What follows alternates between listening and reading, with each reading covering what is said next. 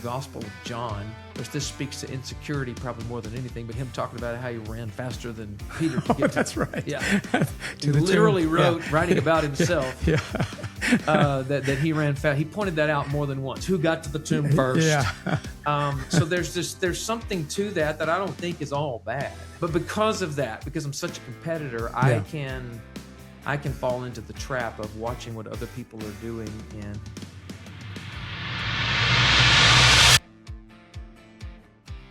Hey, before we jump into the podcast, we want to thank all our donors and supporters who make the Today Count show possible. It's through your generosity that we're able to shape leaders through this content and this podcast. And be sure to like, subscribe, and follow wherever you find yourself coming across this content. All right, let's get to the podcast. So I love the word leadership. And of course, I just use a weird word that we all use, love. It needs to be defined. So forget I even said that. Leadership has always been intriguing to me. Even when I was a teenager, I always wondered why some coaches could win seemingly no matter where they were, right? Mm-hmm. And I worked for bosses that I thought they were winners, absolute winners. So when I look back at my life, I think about, forget the teenage years, although I learned a lot in sports. I learned a lot there. So I can't poo-poo that, but just to move past this quickly, as a business banker, I learned a ton about leadership, mostly through a lot of mistakes that I was making, working with them. I did a lot of entrepreneur stuff. My family kind of leans that way, and I learned a lot about leadership there. But nowhere have I learned more about leadership than in what the world might call the nonprofit space, but to be very specific, the church space, the Christian church, the ministry. I have found some of the best leaders that I've ever met in the ministry. Now, I can say some other things too that wouldn't be very nice in the same way. But today I have with me as my guest a pastor. In fact, he's my pastor. He is the pastor of I think the definition would be, even though some of us may not like this term, a mega church in San Antonio, Texas, by the name of Northrock Church.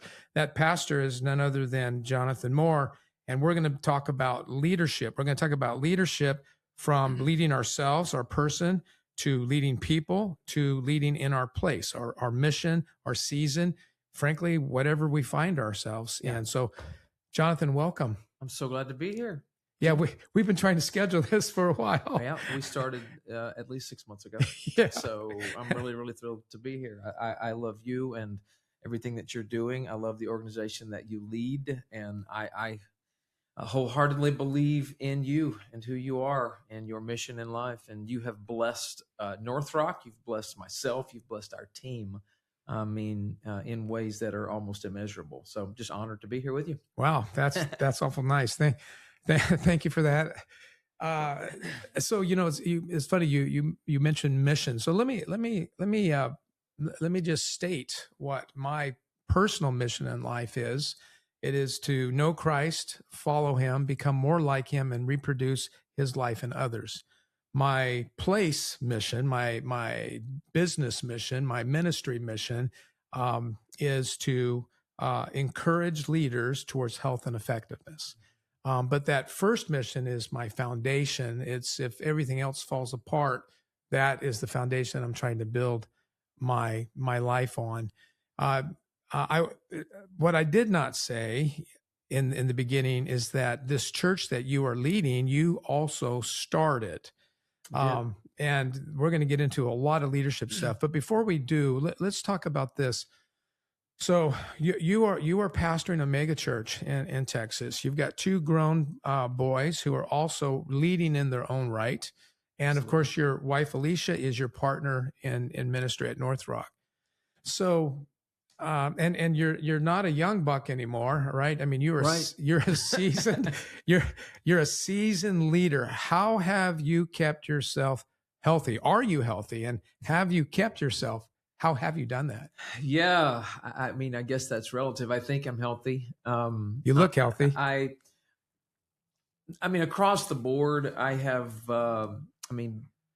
tried to holistically lead myself first. And, that begins, of course, with the obvious stuff, with my relationship with God and starting my day, resourcing my spirit every day. We could talk a lot about that and the need for resourcing. If you're going to pour out, you've got to fill.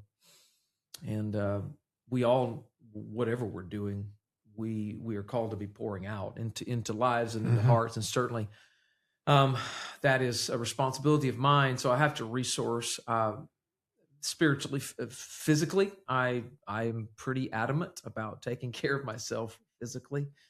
I'm in the gym 4 or 5, sometimes 6 days a week. I do not like it when I miss those days.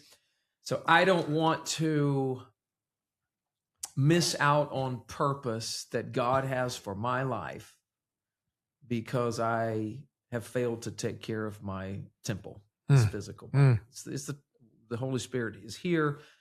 This is the vessel that God has chosen for whatever reason to kind of collaborate with, to use, to reach the world. In my case, to reach San Antonio, Texas. And the scripture says David, when he had served God's purpose in his generation, gave up the ghost. He died. He served God's purpose before he died. I want to make sure that is said of me. I don't want to go too soon. Yeah. So I'm going to do everything in my power. Yeah. Of course, my life is in God's hands, but I'm going to take care of myself physically. I've learned the power of rest, and I've had to kind of learn that the hard way. I have peers who were kind of went off the cliff before they recognized the need for rest.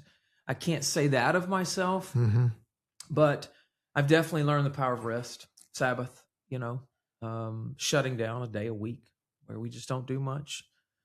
That's frustrated you in the past about me. I know that. I want to have a meeting that day. Can't do it that day, Pastor Jim. We'll do it another day, but not that day.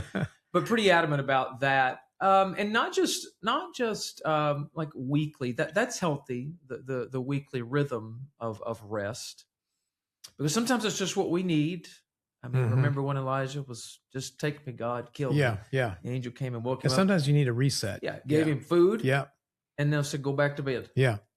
And then I'm gonna give you some more food. Yeah. It's food, rest, food. It's food, sleep, food. Sometimes we all get there, but I've really learned.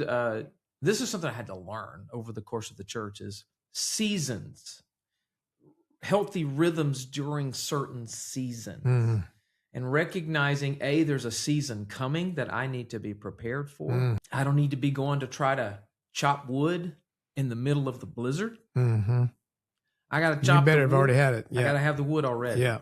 So that's how I see my personal health and preparing. For instance, Easter's coming. I've got 2 short seasons. They're short, but I've got 2 seasons where I'm going to be away alone.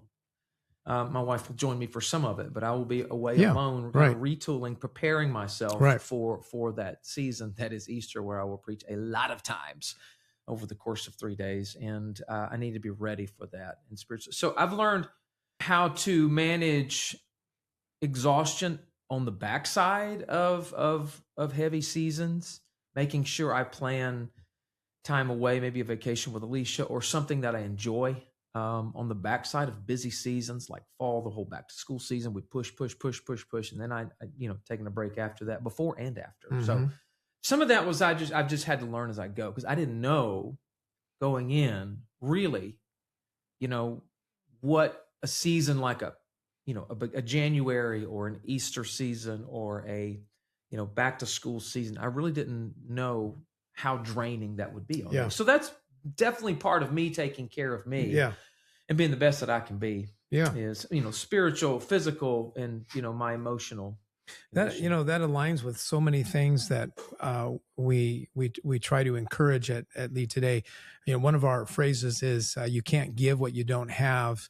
And I remember my first big aha. I think I was in my early 30s, and I was honestly leading a church, an organization I was over my head. I just was, because I'm a sprinter. That's who I am. So I didn't really understand seasons, right? I would run really hard, collapse, and then get up and run hard again, and never really thought about that. I'm forgetting the pastor's name, but he was at a leadership conference, and he's the one that hit me right between the eyes.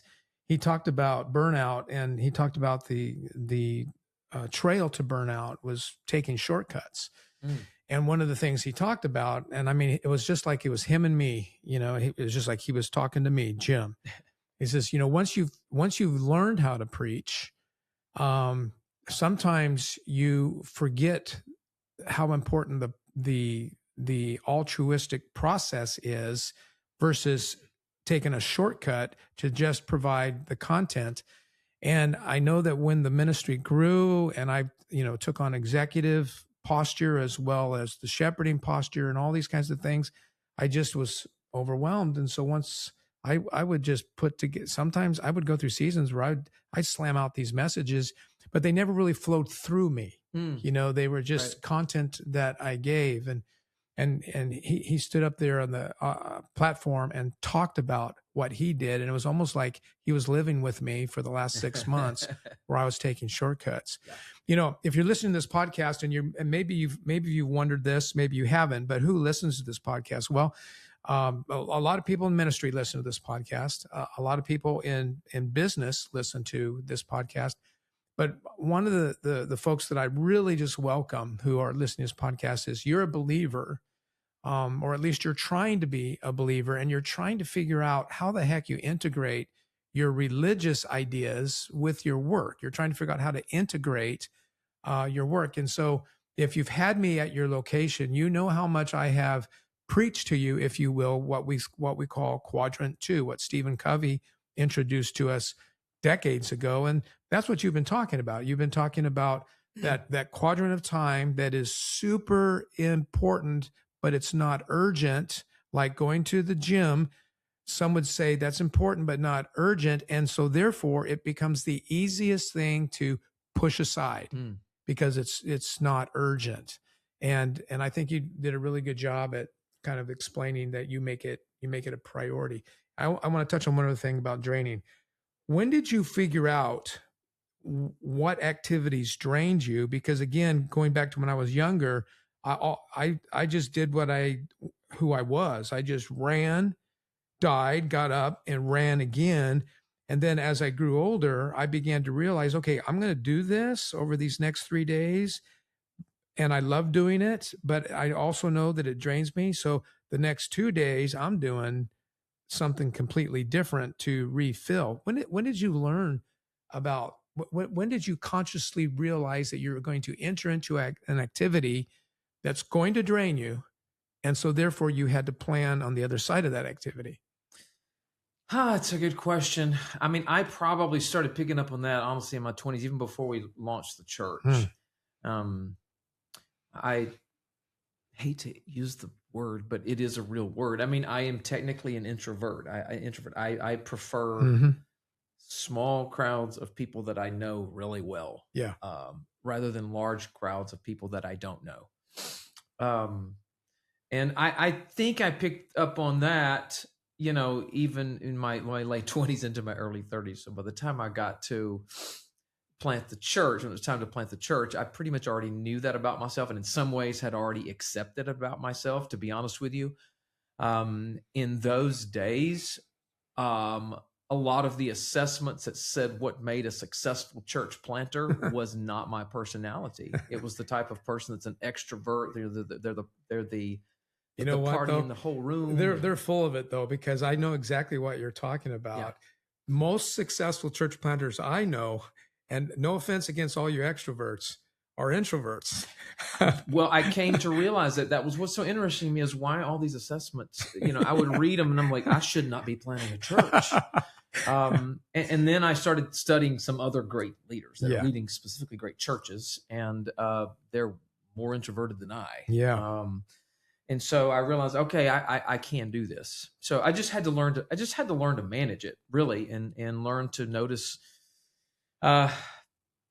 In most cases, being around people, like I was at an event last night where there was a large number of Northrock volunteers. Yeah, hundreds. And going into it, I'm like hyping myself up for it, But once I'm there, I'm loving it. I love the conversations. I love the energy. Yeah.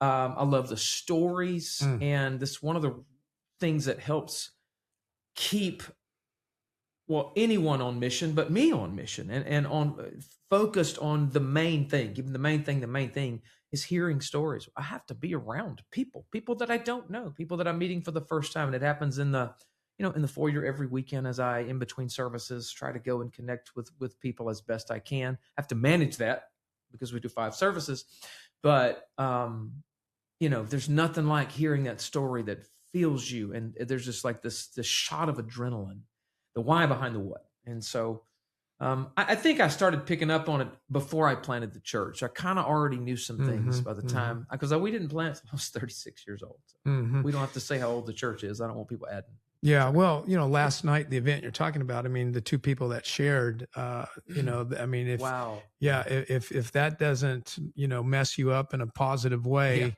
then, you're just dead. That's all there's to it. Positive people have negative thoughts. They just don't dwell on them.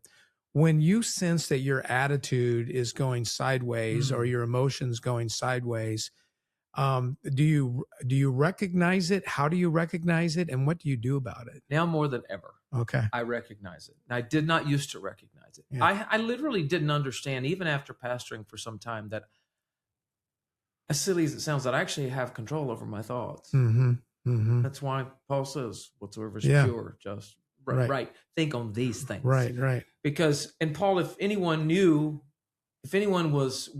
had to wrestle with, that could have been the thorn in his flesh. I don't know. If anyone had to wrestle with negative thoughts, it was him, because he's the one, he knows what he did to believers before he had that Damascus moment. So if anybody probably had some struggle and guilt and shame that he had to just constantly push away, it was Paul. So it's no wonder he's writing about, you got to control your thoughts.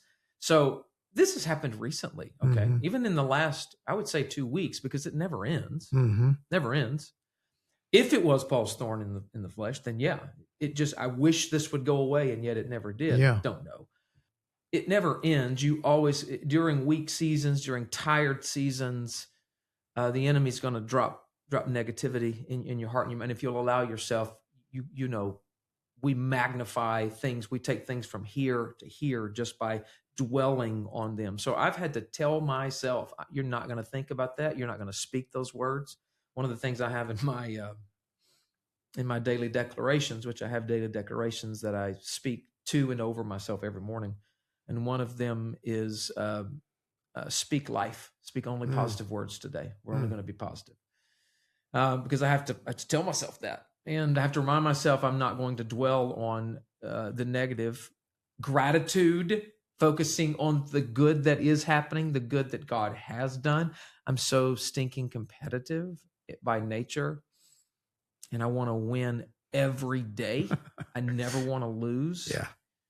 And part of building any organization is losing and having to learn to lose, because when you lose, you win. Yeah. You learn so many things. Sometimes things happen that wake you up, things you were missing that you didn't know needed to change, but it took a loss for you to say, what's going on here? And you recognize, that needs to change. That's happened recently for us. Losses happen that, just teach us, well, that didn't work, so we're going to try something else. Losses happen though, and that's what drives innovation. That's what drives creativity. So I've had to, that's what drives what I've used. The phrase I've been using recently is kind of guerrilla warfare. Sometimes you just got to get in the trenches and figure out that didn't work. We're going to figure this out. And it might be unusual, but we're going to make this happen. And that wouldn't happen if it was just one easy win after another. So I've had to learn during seasons where I feel like we've lost, not to just dwell and frustrate and wake up in the middle of the night angry, because that's what I'll have a propensity to do. Yeah, but to tell myself, what are we learning? What are we learning from this? Well, I'm around you a lot, and I've been impressed by how you deal with the ups and downs. And I know that you are a winner. That's pretty obvious. When you're a leader of a large organization, it's not supposed to be about you, but it is about you. It's about you, and it's not about you. At least subliminally, if I got that out right, that your world is looking to you. That is your seat, and that never stops. As we've talked about before privately, is that when you take your foot off the gas, then those that are even in your inner circle will have a tendency to take their foot off the gas even more than 100%. what you are doing. I mean, that is, and every leader that's listening to this right now, they identify with that, because they get frustrated. I thought we agreed to do this, and then you fact check and it's not happening. How do you deal with that idea that you are both leader and shepherd? On one hand, you're to love these people, to be patient with them, to guide them. But on the other hand, we're supposed to be going somewhere. We're supposed to be doing something. We're supposed to be on mission. So how do you deal with that tension of it's not about you, Pastor, but you feel like it's your responsibility. Do you not? I do. And I mean, it must frustrate you when you don't think someone's taking a step when they need to take a step, right? I don't want to bring out the darkness. Yeah. And in times where I just think you know to do this, you should just be doing this. You shouldn't force me to push you. Yeah.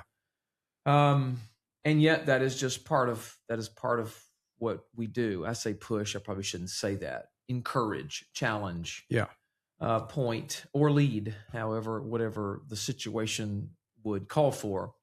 But that is one of the frustrating parts of leadership, but that is exactly what it is. It's the ability to lead people into, a God-inspired future. So you have to take people somewhere they've not been before. And they don't even know that they want to go there. Right. You have to convince them. Right. That they want to go there. Yeah. And in many cases, I don't even know where we're going. I just know it's like Abraham. We're going somewhere. Yeah. God said, let's go. Yeah. So come on, Sarah, let's go. Well, where are we going? Well, I don't know. But we're going. Yeah. And so that's why I always say faith has an I don't know component attached to it. I know, but I don't know. A lot of leaders who are in the marketplace, they can make the mistake of thinking that the people on their payroll are not volunteers, when in reality they are volunteers. That's right.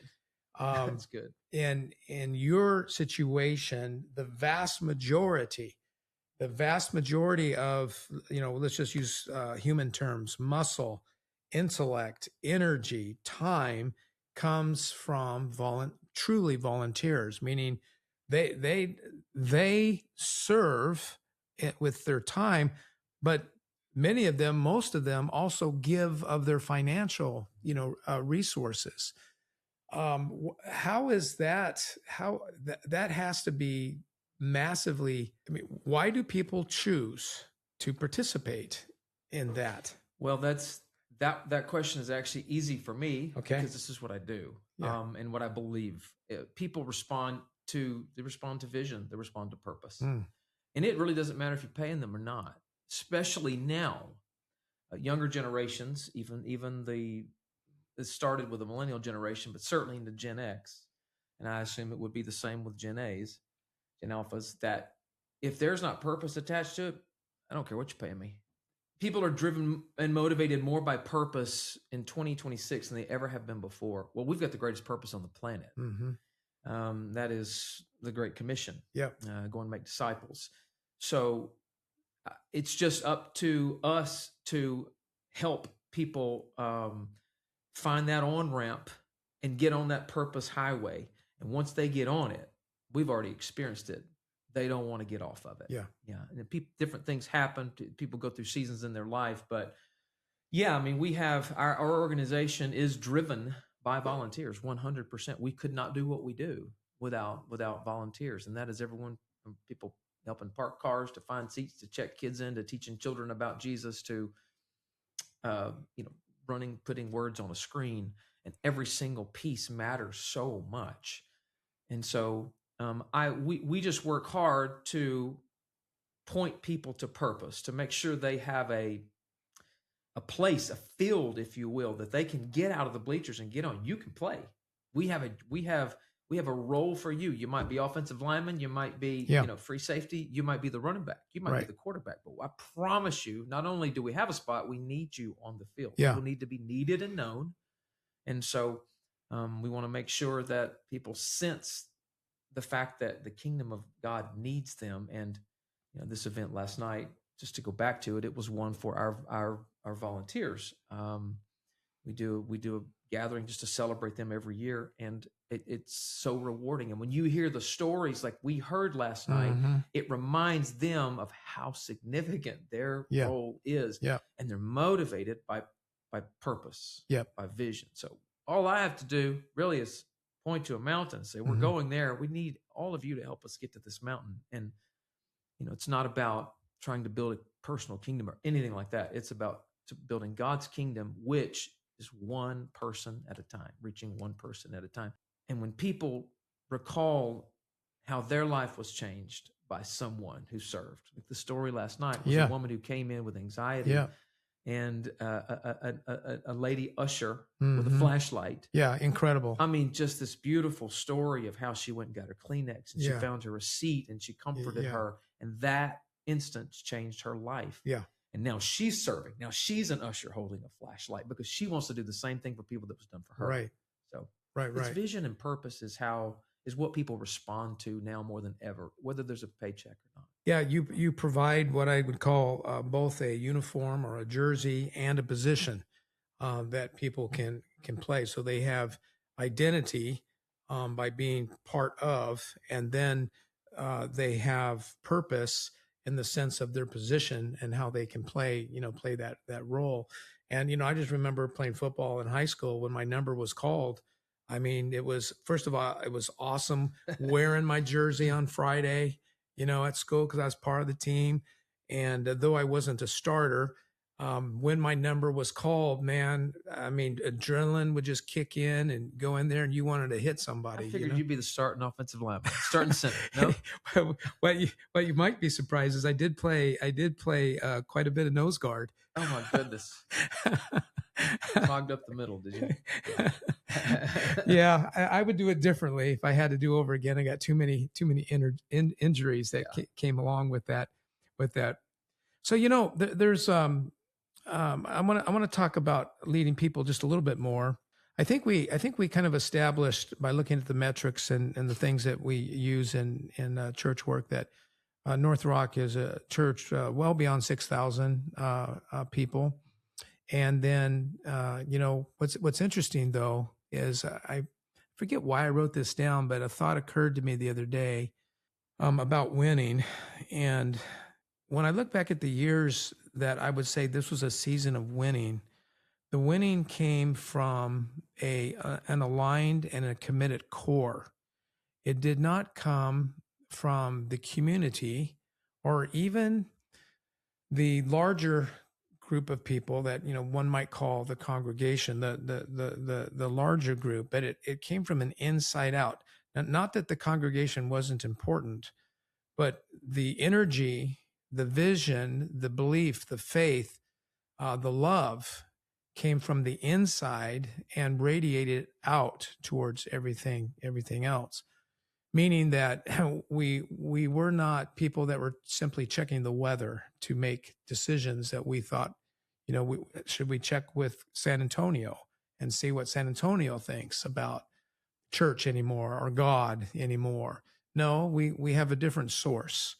And so our job was to start with that committed group, that core, move out to the congregation and, Sure. and beyond. So, before we were hitting the record button, we didn't use the word, but we were kind of talking about loyalty a little bit. And because we mentioned Judas, And even though those folks who don't attend church, I think most people know the slang about Judas being a betrayer. So, what I'm trying to say is you have to build loyalty. Anything that wins, people got to be loyal to the brand, loyal to the team, loyal to the mission, wanting to do their best. When your number is called and you go out there and you fumble the ball, the amount of emotions you go through is, horrendous because you own it. You own the whole thing. How you have to deal with humanoids and you're trying to build this mission and this vision. What does loyalty look like to you? What's healthy about loyalty, and when can loyalty be unhealthy? I think it's a fair question today, because I'm going to say this: leaders sometimes don't recognize it, but they draw people to themselves because they are going somewhere. And sometimes they don't recognize that they're not always wooing the most helpful people, most healthy people to that place. I'm kind of dancing around a topic of how do you choose your inner circle? Yeah, I mean, from the beginning, when we launched the church, the inner circle was whoever would come and help. Yeah, that's so true. Anyone that would, if you're a warm body and you will move a chair, you're qualified. You're qualified. You can be in my inner circle. We can have dinners together, play golf together. And then, that does tend to weed itself out. The thing that I've always thought, and we've said about loyalty, is that I need you to be loyal in public. And if you'll be loyal in public, it gives you great power in private. So defend and stand up for, have my back in public. Then you can come and challenge me all you want to in private. Because it's not healthy for the organization for you to necessarily challenge me in public, unless there's some great situation. We're obviously outliers, but I want people around me who I'm going to defend them publicly. Yeah. If someone were to say, why did they say this? Or why did she shouldn't have, I'm going to say, well, I'm sure there was a perfectly logical and reason. Publicly doesn't necessarily mean a big stage where hundreds of people. I mean, I'm thinking it's at more the water conversational. Cooler. Yeah. That's right. In the 4 years. Right. Because that's where toxicity can, it's where it's passed. So disease goes from one to another. Let's be clear as you continue. So when you're upset with your superior, if you can call it that, if your boss, whatever, and you're chatting about your boss behind their back, this is what we're talking about. That's toxic. That would be toxic. Yeah, That's right. That's poison. Yeah. I mean, in fact, you're revealing yourself as somebody nobody wants on your team. Right. Keep going. Whoever you're talking to, if they were honest, they'd be like, well, I don't want to ever get on this person's bad side. That's right. So yeah, if you'll be loyal in public, I want you to. It just gives you power in private. You're welcome to challenge. One of the things that you had said we might talk about is who has the ability to challenge you. I would say anyone on my team has the ability to challenge me. Some of the younger, specifically interns, probably don't feel like they do, but they actually do. And I would actually welcome if you have a question, or if you say, I'm not sure about this. Why are we doing this? I love those types of questions. Right. I love inquiring minds. I love people that want to know and who have ideas. So anyone can challenge, but everyone in the public sphere has to be loyal. We can talk behind closed doors about anything. We can work things out. But that toxic conversation is not something, and our team is kind of wired to recognize toxicity. We call it broken culture windows. It's one of the broken culture windows is this kind of stuff happening behind the scenes. I don't know why we're doing this. Right. I can't believe we have to. All of these things like this. Right. That we watch out for that. If we hear it, we deal with it. We have a conversation about it. Why do you feel this way? Great leaders don't ignore their past. They learn from it. every decision you've made, every mistake, every win, every failure. It's all shaping the leader you're becoming. In Story, the art of learning from your past, you'll discover how to turn experience into wisdom, setbacks into strategy, and pain into purpose. This isn't just a book about reflection, it's a playbook for growth.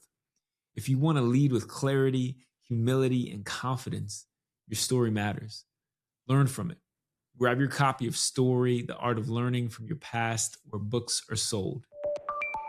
Yeah, there's three C's at Lead Today that we use in regards to this people circle. Let's see if I can remember the top of my head. The first is connection. It's important that leaders learn how to connect with the people on their team. The second is collaboration, which is usually the next step. It's hard to collaborate with someone if you haven't connected with them, as a person where, we care about you. Right. And then the third, which is kind of what you're talking about, is courage. And the way we kind of summarize that is when you connect, what you're saying is that you matter. When you collaborate, what you're saying is that we matter. And when you have courage to address the things that need to be addressed, you say the truth matters. Right. Right. So it's all three of those in this people dimension, and it's hard work. And when you really love someone, you're going to you're going to challenge them. Yeah. It's the old analogy of I loved my kids. Yeah. So I would challenge them when they were doing things that were harmful. Yeah. I'm not going to let them, run into the street after a ball. I'm going to tell them you don't do that, even if they want to. You can't climb up that. You can't touch that. Because I love them, not because I'm trying to be some killjoy and keep them from having fun. It's because I love them. So love looks like challenge. Yeah, and a leader's job, even if somebody doesn't see themselves as a leader, but they're on a team and they don't understand certain things, or they got a funny little feeling inside, it really behooves them to get that cleared up, to ask about that in the appropriate place with the appropriate people. Because ultimately the job of a leader is to align themselves with the organization. And if they can't do that, then the right thing to do is to move on. Sure. But most of the time it's misunderstanding. It's language. Yeah. It's perspective. Semantics. Yeah. And so that's the work, the work there. That's really good. I've been dying to ask you this question. Cause it's still, I'm kind of stepping now into the place a little bit, but cause I got so many stories of my own and I've just picked these numbers. They may not be the right numbers for you, but, what is something that was working for you when you guys were like at 300? And I say you guys, cause I wasn't around then. 300 that absolutely broke at 3,000. Are you able to remember some specific things? Because scaling is always an issue for every leader. Gosh, yeah, it is. It's in some ways, strangely enough, it's hard to even remember some of it, even though it wasn't that long ago. The thing that jumps out at me when you ask that is how much easier taking next steps were. There are certain wholesale changes across the board. Like we are looking at tweaking right now. I don't want to reveal too much, but we're tweaking one of our big things, tweaking how we do it, the process, the system. And it's just daunting because there's so many volunteers. When I think of when we had 300 people coming to church and we needed to change locations, and back then we did because we were in one school, then we were in another school, and then we were in our space that we are in now, how easy it was to move 200 people from here to here, 250 people from here to here. And now we're at, we're kind of facing this mountain where we need to move 4,000 people somewhere. And it's a big step. Things are just, it's like they say when your kids get older, the problems, the problems they had when they were 12 are so much bigger than when they were 6. But when the problems they have when they're 19 are so much bigger than they're 12. And as churches grow, the numbers and just, so real estate literally parking spaces. I mean, in a new facility to seat the number of people that we need to seat to take us to the next level. It's just significant. I've said we've been able to take kind of small steps up to where we are as an organization. And now we're at a place where this step is a massive, massive step. And so, I just think taking next steps. Obviously, any wholesale changes that we're going to make. When I say wholesale, it's always about methods. It's not a message, right. You know. Yeah, it seems to me just in the time that we've been working together is I've noticed that as we have grown, this might be counterintuitive, but we actually pay more attention to detail than we did 2 years ago or 4 years ago or 5 years ago. And you already gave a good example. You know, when you're meeting at the elementary school, you're hoping that there's enough cars in the parking lot to look like something's going on. Yeah, right. Right. And so maybe what you're doing is you're saying, hey, let's park out by the street so everybody could see that there's cars and it's safe. Something's happening here. Right. And now we don't have parking spaces, and we have to park on the street, and we have to park next door at the hotel and across at the office park next door. So when I'm looking for somewhere else to have church, I need 800 parking. I need 1,000 parking spaces. There is no way that where I parked at 11:30 on Sunday wasn't illegal. But thank goodness I had a Land Cruiser to get me there. There you go. That's awesome. Yeah, and I think that it goes back to the phrase that the larger you get, the smaller you have to get. You just have to know where you have to get smaller at. And again, I think before we hit the record button, we were chatting real quickly about small groups in the church context. And from my strategic mind and the way my mind works, because small groups is at the center of who your church is, Northrock Church. Absolutely. And scaling that is to me the next mountain of exponential growth, particularly as you said before we hit the record button, was that, this ministry is built on the back of what we call rock stars or volunteers. And when you are creating layers of responsibility, that's leadership stuff, right? That's a lot of people skill stuff. And a lot of people don't have that naturally. They have to learn that, kind of back to the courage, that third C we were talking about with people. And it's not just courage, it's skill in knowing how to say something that is hard, but in a positive, life-giving, forward-moving way.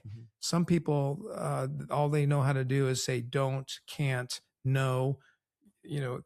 We don't do it that way.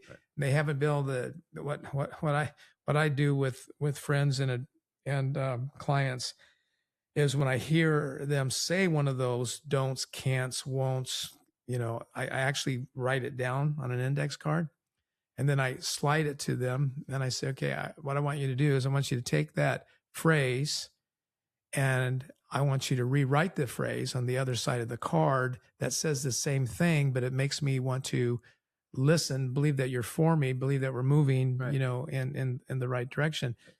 And, that's the kind of training and stuff that is small that helps us become, absolutely, bigger. Let's do this. So you have this massive vision. Talk about it for a little bit, and describe to the listeners what makes it exactly so hard, but why it's doable. But I want to throw some mud in here first.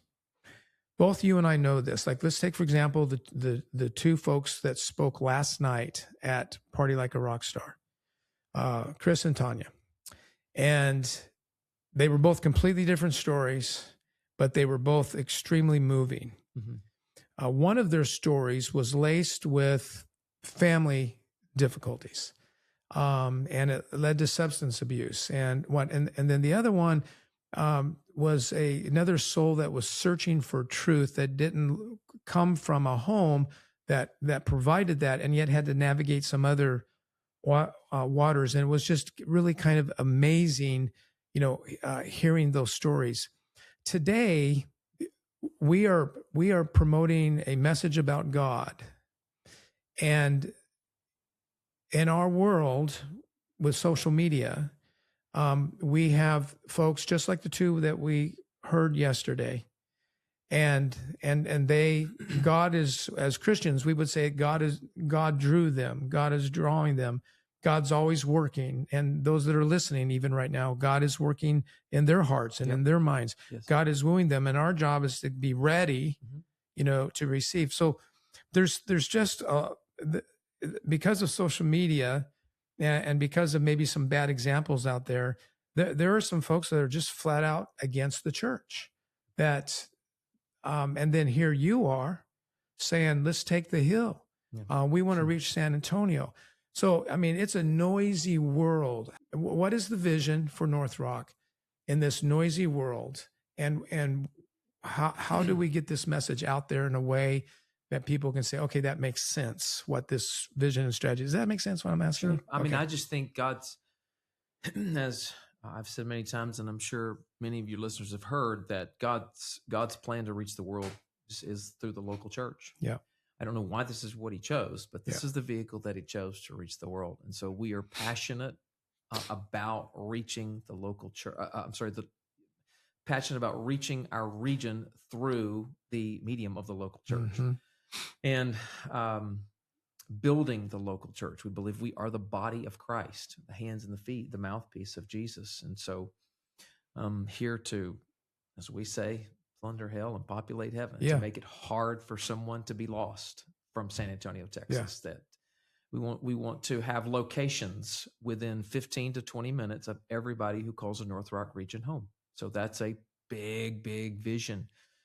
So we want to have 10 plus locations around the region, which is daunting in 2026. It would have always been daunting, but real estate is much more challenging than it was a decade ago, than it was 6 years ago. So there's some post-COVID realities that we are navigating and wrestling with, but we still have the vision in place, and we will keep the vision in place to have a Northrock location within 15 to 20 minutes of everybody in the San Antonio region. And so, what was the other part of your question? Because I had something else to say. So some of the headwinds are practical, but many of them are also spiritual, right? Yeah. And so one of the things that we feel tasked to do, obviously we don't save. We water, we plant, God brings increase. Right. But our responsibility, again, is to provide a safe place for people to hear the gospel, to clear the path for Jesus to do work. We have all sorts of sayings around Northrock. One is we create a distraction-free environment so people can focus on hearing from Jesus. And distraction-free is all sorts of things. You feeling safe to drop your child off in Kids Rock so that you can come and sit in a service and not be distracted about what might be happening with your child. You've been able to find a parking place and hopefully not park illegally. That's why we need another building. You've been able to find a seat. You've been able to get in signs, know where the restrooms are, know where to check my child in. All of these things, distraction-free. Make it as easy as possible for you to come into contact with the God that is going to change your life for all of eternity. And one of the things that I've talked about recently is in 2 Kings chapter 3, when the armies of Israel were in a battle and they were out of water, and they called for the prophet, and they knew if they didn't have any water, their livestock weren't going to make it. They weren't going to make it, and they were certainly going to lose a war. So it was kind of a twofold problem there. And the prophet said, well, God said, dig ditches. And like, what do you mean dig a ditch? No, we just need some water. God said, dig ditches. So they dug ditches, and the next morning they didn't see the water. They don't know where it came from, but the valley was full of water. And so our role is to dig ditches. Yeah. And the truth is, God visits prepared places. So when we prepare, and man, that is everything we do is preparing. That is preparing a healthy small group strategy, healthy on-ramp, which is we call Discover Now, which is our on-ramp for people to get connected to the church, to prepare our services. Being prepared ourselves, healthy ourselves. 100%. That's right. Personal preparation. Yeah. And that's every leader. And that starts with resourcing your spirit every morning, as we talked about at the beginning. When we prepare, I believe God will show up. When we dig ditches, God will fill them. And so the digging of the ditches is a bit of a challenge sometimes, but we still take the shovel and we put it in the ground. So in what we're doing with this vision, we're just digging ditches and providing spaces. I mean, when we have 5 services on the broadcast location, that's five ditches that God can fill with water, with his presence every single weekend. We have 3 locations. Those other 2 locations have 2 services each. So what is it? 5, 6, 7, 8, 9. That's 9 opportunities that people can come and God can fill. We're just digging ditches. And when we build a new building and when we add another location, that's another ditch. So we see it as preparing for God to fill. One of the hobbies that I have is when I meet leaders and know leaders, I take little private notes about those leaders. I know that I've shared some of that with you in the past. And one of the words that I added to your list of attributes is, and I think it's one of your strongest, frankly, is perspective. I think that it comes out in your teaching on Sundays. It comes out in your leadership, comes out in and just the way I see you live your personal life. And I didn't prepare you for this question, but I think you'll be fine with it. You know, just where you're at in life right now, if you were just to coach leaders in general about your leadership lessons, that you've learned, or the perspectives that you have, what would you, I'm just going to let you go. You just go. You coach leaders right now. Just take the next few minutes, and what are some things that come off the top of your head about leadership perspective? Oh man, we've learned so much through the years, and one of the answers that I give when people say, how, and of course I always say we're just getting started, and I feel like there's so much left to do, and there is. But when I look back and I see where we have come from to where we are now, people say, "What's the secret sauce?" Most of the time I can't really give one. I mean, the Holy Spirit, that's obvious, but it comes down to a word that I say all the time is just grit, just not stopping, just unwilling to quit. Keep coming. And so much of what we do, in the passage in Ecclesiastes where there's a time for this, time for that. There's time for so many things. Nowhere does it say there's time to quit. Yeah. You just don't quit. You don't walk away. The 2 on the road to Emmaus, they were quitting on the 3rd day, and it was the wrong day to quit because there was a stirring going on in the tomb. So there's never a time to quit. And so we just don't stop. And in those early days, and Lord, I still feel like this sometimes now. I feel like this recently, time or two, we're going to do better. I get up on Monday morning and say, all right, we're going to do better. We're going to do better this week than we did last week.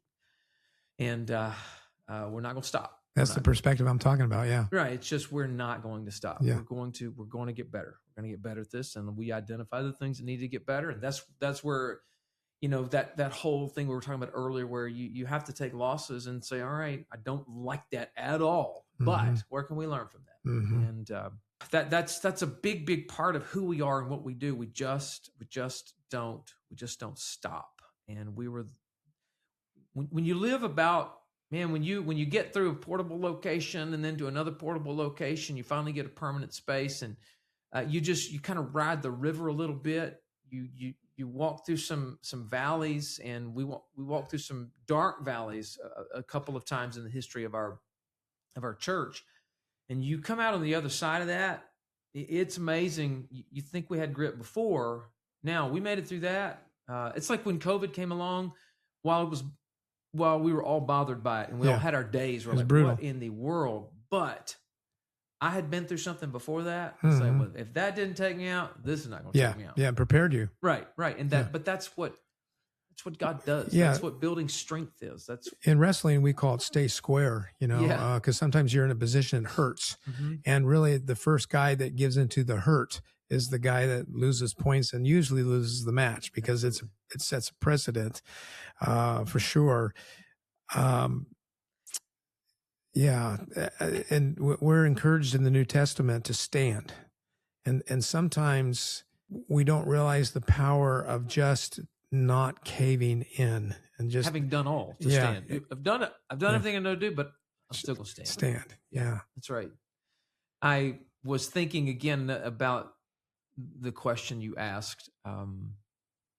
One of the things that I would always want to tell, church planners, young leaders across the board, believers in general, whatever field you are in, is the power of resourcing. As I mentioned at the beginning, resourcing myself, starting my day.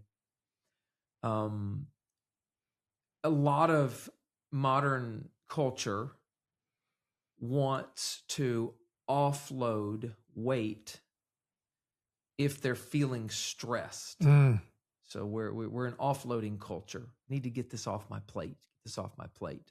And while there certainly may be seasons in all of our lives where we might need to offload something, a lot of times that's not what needs to happen.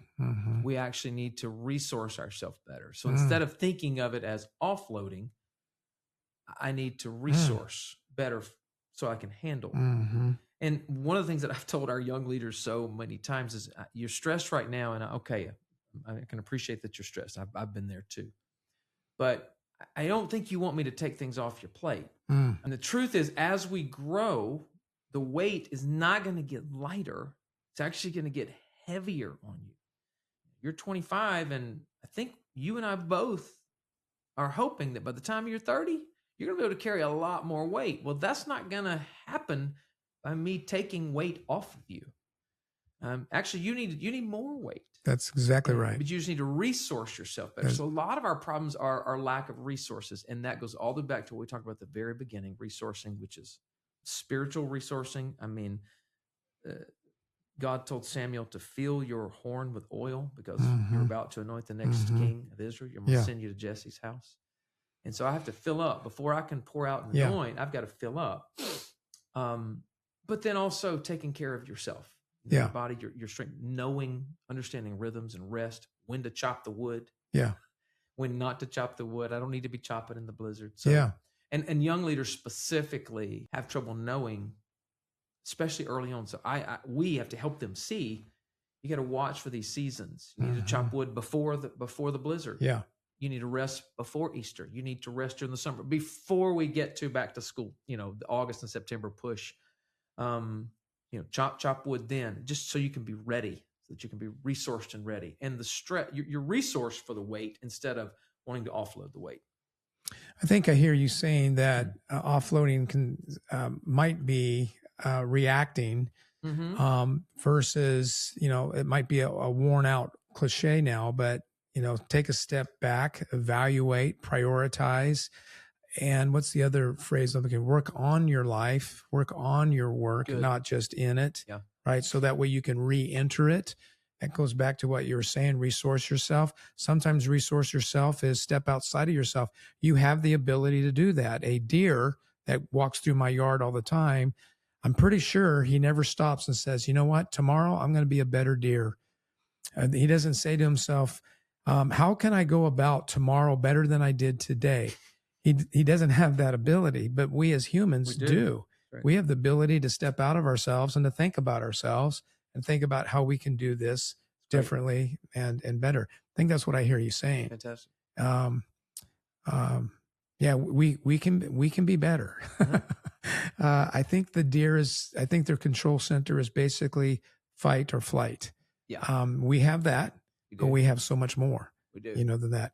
And I love what you said too about our spirit in our content, even though we bring it into the marketplace and it might feel like a Sunday school lesson for some, we do talk about if there's a place to meet with God, it's going to be in that deep, deep place of your spirit. Right. And it is a powerful place, to meet.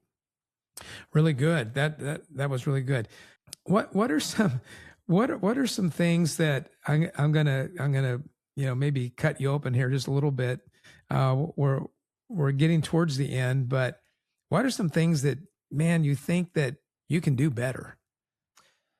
Oh, there's so many. Good Lord. Depends on the day. My challenge is recently I've felt God. I've always been an impatient person, just by nature, and I've felt God teaching me that I am not in control of the timetable. Mm-hmm. That I have to trust that He is. If I trust that His will is perfect, then I have to trust that His timing is perfect. And even though I've preached that over and over and over and No, I hear over, you. it's so hard. Yeah. It's so hard. And so we try to control. It's still true. And so it's challenging for me to realize just how little I control. Yeah. And how much influence I have, yes, but how little control I really have. I think that's something I'm still learning, and God is continuing to work on me. And I have to be very careful. The comparison game is a deadly game. Paul said in Galatians, don't compare. You lose when you compare. Mm-hmm. You either are filled with pride or shame, and it's a losing You game. victimize yourself. Yeah. So it's a losing game. So the whole social media world, which I understand that a lot of people need it, and we use it, obviously. I'm luckily not trying to build a brand of any sort on myself. So I've limited my use of it, specifically in 2026. I'm pretty much shut down about 90% of it. And I'm so much better for it because the comparison game, and you're not meaning to, but you just see, everyone else's highlight reel, and which we do the same thing. People say that about us. Man, your building looks so fun. Well, they just know how to take the pictures just right. We are good at that. Yeah, people come to our building and like, I thought it was bigger than this. I'm like, yeah, it's because we take the pictures. We know how to take the pictures. It's so funny. But we show our highlight reels. We're not going to show anything less. But that creates, especially with competitive people like me. So I have to manage that.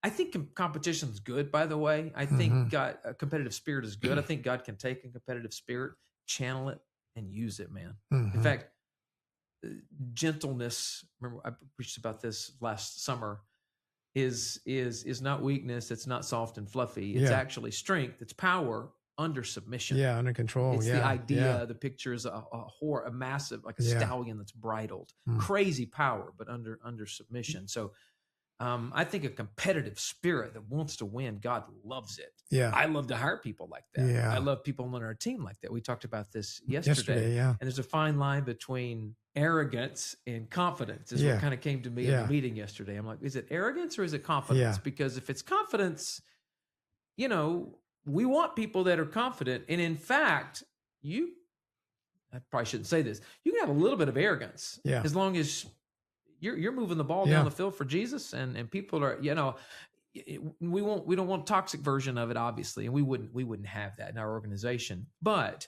I want confident people who believe in themselves and want to win and love it when they win. So that channeled in the right direction, I think God loves and God wants. I mean, I was thinking about in the Gospel of John. Of course, this speaks to insecurity probably more than anything, but him talking about how he ran faster than Peter could get to. That's right. Yeah. He literally writing about himself that he ran fast. He pointed that out more than once. Who got to the tomb first? So there's something to that I don't think is all bad. But because of that, because I'm such a competitor, I can fall into the trap of watching what other people are doing, and I have my race to run. I need to run the race marked out for me. I'm Hebrews 12:1. I'm not running your race. I'm not running a pastor across town's race. I'm not running someone in another part of the country. I'm not running their race. So I'm continuing to learn, even as, at my age, that I don't need to play the comparison game, and to be the best Jonathan Moore that I can be. years ago, whenever I worked for a beautiful church in Austin for a man who's still my pastor, Pastor Rex Johnson. And he's one of those gregarious, yes, he is, bright, massive personalities. Yeah, he fills the room. Whatever room he's in. Yep. From, a restaurant, still does it. Restaurant, he's going to be talking. Hey, God, he's wanting to introduce you to he's just wanting to talk to everybody. It's just how he is. And I'm sitting over here like, let's not talk to people. But I remember wrestling in my first year there, wrestling with trying to be him and knowing I was never going to be That's him. good. Just couldn't. Yeah. There's no way I was going to do it. Yeah. And he has been crazy successful. He's also a major competitor. Yeah. He likes to win whatever he's doing. Yeah. He beat me once and I thought I was pretty good at ping pong. Oh. He beat me. He took his shoe off. He had not been playing and I had been playing and he beat me and I was not happy about it. But anyway, that's a different story. But I remember having a God moment in the story of Jacob and Esau. Yeah. Where Jacob wrestled and wrestled and wrestled. And the angel said, "What's your name?" And he had to say, "I am Jacob." He said, "Good, you're not going to be Jacob anymore." He changed his name. But before that, you find Jacob again and again pretending to be Esau. Instead of Israel. Right. Trying to dress like Esau. Yeah. All of these things, he came out a heel grabber. He was always trying to be the older brother that he was not. He was meant to be Jacob. And until he got to that moment where finally he said, "I am Jacob. Okay, now I can do with you what I want to do with you. I'm going to change your name to Israel." So I had that was a realization, and it was this huge load off my shoulders. You be Jacob, you be Jonathan. And so I have to remind myself of that, though, because we all want to. Yeah, I love that. Should I be doing more of that? Should I be preaching that? Should I be preaching more exposit? I want you. You can drive yourself nuts. You lose your mind. Okay. We say that our life is a gift from God, and what we do with it is our gift back to God. And I truly believe that. And notice the key word is, my life. My life is a gift from God, and what I do with it is my gift back to Him. And the concrete way I've been able to experience that is actually through being a grandfather, because as I look at my 7 grandkids, they're all so different. And rarely, if ever, as a grandfather, now I'm not sure I could say this as a father, but as a grandfather, I don't know that I've ever really compared one to the other. What I've noticed is who they are, and when they do what they do, when they show up and be who they are, they make me laugh. How special it is. And I get joy out of it. Like I think about when Reagan plays soccer, she's so small, but she just takes on the biggest kids out there, and she uses her butt to create space, and I just laugh, and I just love it. She's seen her grandpa rebound. Yeah, that's she's true. Learned how to box out. That's true. That's true. And the reason I mentioned Reagan is because today's her 11th birthday. That's awesome. Yeah, that's awesome. Mm-hmm. Well, what is there anything else that you'd like to share with others about leadership? I just I'd like to have you on again in the future and check in and see where we're at. Yeah. I know, as usual, you have prepared, and I just think that perspective is something that you offer the world of leadership that is, probably in that top 1%. And I think that is a huge gift, and hopefully those who have listened have picked that up. Well, I think we've covered a lot of territory, and I don't know that I really have anything else to add. I'm thrilled to be here with you, and I've learned so much from you. Again, as I said at the beginning, through the years. You said earlier, you were talking about how you deliver difficult information, but you can do it in a very palatable way, and that is definitely something that you were gifted at knowing how to say hard things. Yeah, and they don't even feel hard at all. And that's a beautiful gift. The other thing that I've learned about you, Jim, now you are a storyteller, so you do have lots of stories to tell. I do. But I've been in so many contexts with you where you would sit quietly and listen and listen and listen. And when you did speak up, it was gold. I mean, just I'm like, oh, I'm so glad you said that. We all needed to hear that. So all of us as leaders need to learn more of that. We sit and listen. It's like the doctors who won't listen to their patient, and they jump in as soon as the patient starts talking. Just listen to me talk, please. And we're the same way. We have a propensity to do that. So again, I love that about you, and just love who you are. Glad to be connected. Well, thanks. As one of my mentors told me, the best thing that all of us who are listening now who consider ourselves leaders can do is keep leading. That's right. Keep leading. That's right. It's good. Awesome. Thanks. Good. You got it. Thank you, Jim.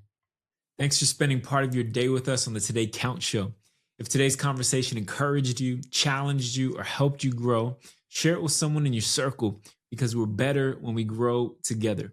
And be sure to subscribe, leave a review, and stay connected with us on Instagram, YouTube, LinkedIn, and Facebook. And remember, real change doesn't happen someday. It happens today. Until next time, keep showing up, keep building, keep making today count.